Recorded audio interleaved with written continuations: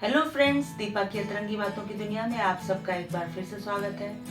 दोस्तों, आज जो कहानी लेकर मैं आप सबके सामने प्रस्तुत हूँ वो हम में से बहुत सारे लोगों के जीवन से काफी मिलती जुलती होगी।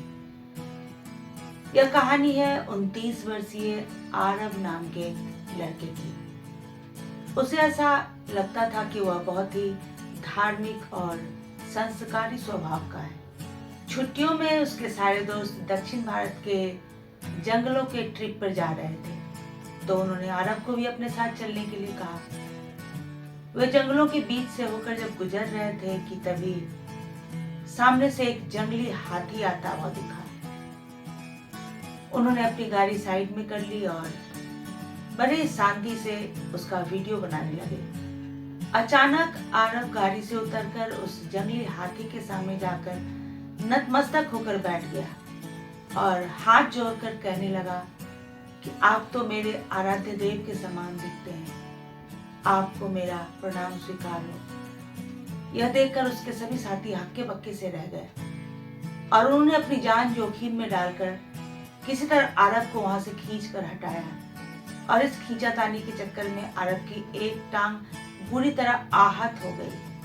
अब आप ये सोच रहे होंगे कि यह भला कैसी कहानी है। कोई बेवकूफ ही होगा जो किसी जंगली हाथी के सामने जाकर नतमस्तक होकर बैठ जाएगा। बिल्कुल ठीक सोच रहे हैं आप, क्योंकि हाथी एक जानवर है, इसलिए हमारे लिए यह डिफ्रेंशिएट करना बहुत आसान हो जाता है कि पशु तो अपनी पशुता ही दिखाएगा।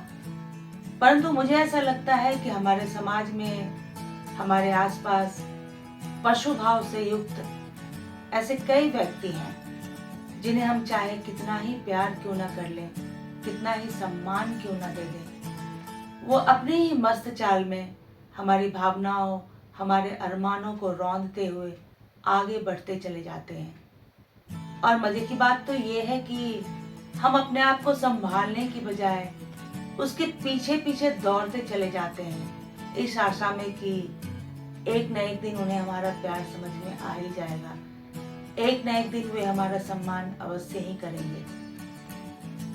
परंतु यकीन मानिए दोस्तों, ऐसे लोग कभी हमारा सम्मान नहीं करेंगे, कभी हमें प्यार नहीं करेंगे। आखिरकार पशु और इंसान में यही तो फर्क है कि पशु अपने लिए जीता है और इंसान अपनों के लिए जीता है। और जहां तक मैं समझ पाई हूँ कि अपने लिए जीने वाला इंसान कभी दूसरों को प्यार कर ही नहीं सकता। तो दोस्तों, सोच बदलिए, दुनिया बदल जाएगी। ऐसे ही कुछ अन्य तरह की बातों के साथ मैं फिर से हाजिर होंगी। तब तक के लिए बाय बाय।